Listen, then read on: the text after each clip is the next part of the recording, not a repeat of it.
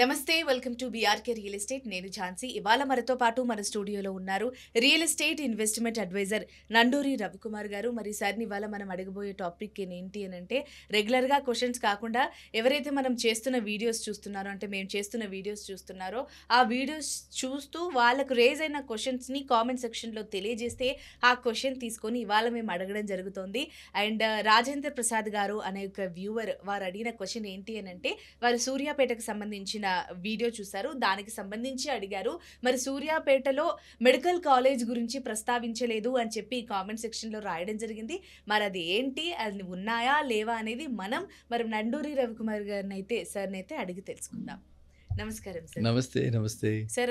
మా వ్యూవర్ ఒకరు, అంటే మనం చేసిన వీడియోస్ని వ్యూవర్ ఒకరు చూసి ఇలా అడిగారు సార్, సూర్యాపేటలో అన్ని అంశాల గురించి మాట్లాడారు కానీ మెడికల్ కాలేజెస్ గురించి మాట్లాడలేదని. ముందుగా మరి ఇలాంటి క్వశ్చన్ రేజ్ చేసినందుకు రాజేంద్ర ప్రసాద్ గారికి అయితే థ్యాంక్స్ చెప్తున్నాము. మరి దీని గురించి చెప్పండి సార్. వెరీ గుడ్ అమ్మా. నేను కూడా చాలా సంతోషంగా ఉంది, ఎందుకంటే మన వీడియో చూసి ఆయన స్పందించి మనకు తెలియజేయటం జరిగింది. కరెక్ట్. ఎస్వి మనము లాస్ట్ టైం అనుకున్నాం, SV Sri Venkateswara college of engineering okay sir, అది ఉంది. అదే క్యాంపస్లో ఎస్వి మెడికల్ కాలేజ్ కూడా అదే అండర్ ది సేమ్ మేనేజ్మెంట్ వాళ్ళు మెడికల్ కాలేజ్ కూడా అక్కడ ఉంది. ఓకే సార్, అది నేను వెరిఫై కూడా చేశాను. ఆయన చెప్పినందుకు చాలా సంతోషం. అదే కాకుండా ఇతరత్ర వివరాలు కూడా చాలా మటుకు మనకి తెలిసాయన్నమాట. సూర్యాపేటలో ఇన్ని డెవలప్మెంట్స్, అంటే మనం ఏమనుకుంటాం, సూర్యాపేట లాంటి టౌన్, స్మాల్ టౌన్ కదా, ఇన్ని డెవలప్మెంట్స్ ఉన్నాయా అని మనం అనుకుంటాం అనమాట. సో ఆయన ఏమిటి ఇంకా మనకు తెలియజేశారంటే, తెలంగాణ టూరిజం వాళ్ళది. నేను కూడా దానికి వెళ్ళటం జరిగింది. అది హైవే మీద ఉంటుంది, కానీ మన ఏంటంటే విజయవాడ హైవే కాబట్టి దాన్ని పెద్దగా ప్రస్తావించదు, కానీ అది సూర్యాపేటకి చాలా దగ్గరగా ఉంటుంది.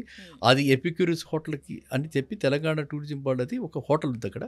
ఆ హోటల్ 7 అని ఎప్పుడైనా వెళ్ళుంటే చూసాను సార్. 7 ఉంటుంది, దాని ఫుల్ ఫామ్ కూడా అక్కడ ఉంటుంది.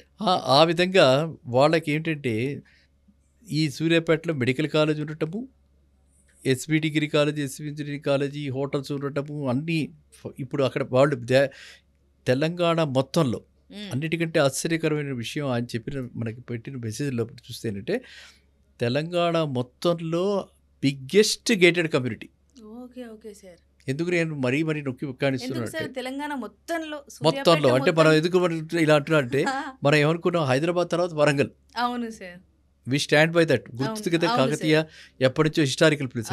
కానీ నాకు అనూహ్యంగా ఏంటంటే తెలంగాణ మొత్తంలోనే ఇట్లాంటి ప్రాజెక్టులు ఎదుట 366 flats, 5 floors, 366 flats and gated community amenities అన్నీ కలిపి ఈ ఇంజనీరింగ్ కాలేజ్, వీటన్నిటికీ కూడా మెడికల్ కాలేజ్, ఇంజనీరింగ్ కాలేజ్ వచ్చాయి. కాబట్టి ఈ పిల్లలకి, పేరెంట్స్కి, చాలా మంది పిల్లలకి ఏంటంటే హాస్టల్లో ఉండలేదు. 1.5 kilometers లో అది ప్లాన్ చేశారు.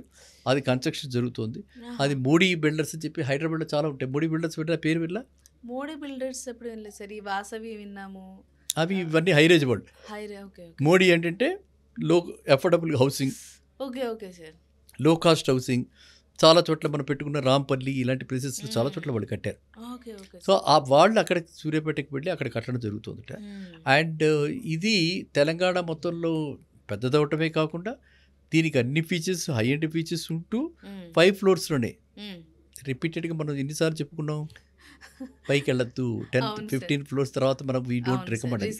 అలా 5 floors-లో డిఫరెంట్ బ్లాక్స్లో కడుతూ అన్ని ఎమ్యూనిటీస్తో, అంటే ఇంకా కంఫర్టబుల్గా కూడా హ్యాపీ, కంఫర్టబుల్ అండ్ అన్ని ఎమ్యూనిటీస్. అలారం, పిల్లలు ఎక్కడున్నా సరే ప్రపంచంలో వాళ్ళకి పేరెంట్స్ యొక్క హెల్త్ ఎలా ఉంది అని గ్యాడ్జెట్స్, ఎలక్ట్రానిక్ గ్యాడ్జెట్స్ కూడా పెట్టి సీనియర్ సిటిజన్స్కి కేర్ తీసుకుంటూ, పిల్లలకి ఏంటంటే చెప్పుకున్న యూత్కి కాలేజెస్ పక్కనే 1.5-2 kilometers నథింగ్ కదా. ఇవన్నీ ఉంటూ కూడా ఈ రేట్ మాత్రం అందుబాటులో ఉంటూ, నేను 5,000 అంటే ఇప్పుడు ఆయన 4,800కే మేము ఇస్తున్నాం కదా, మా గురించి చెప్పరేంటన్నట్టుగా గట్టిగా అడగటం అయింది. Okay okay sir. సార్ మరి రేంజ్ కూడా అంతే ఉంటుంది సార్, ప్రైస్ రేంజ్ కూడా అంతే 4,800 ఉంటుందట.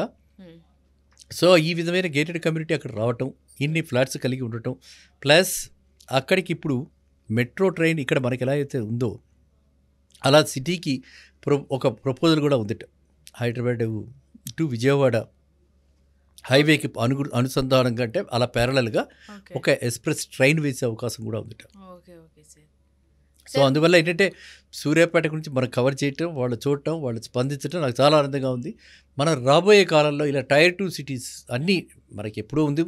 ఇంకా దీనివల్ల ఏంటంటే నేను టైర్ 2 అనుకోలేదు సూర్యాపేట.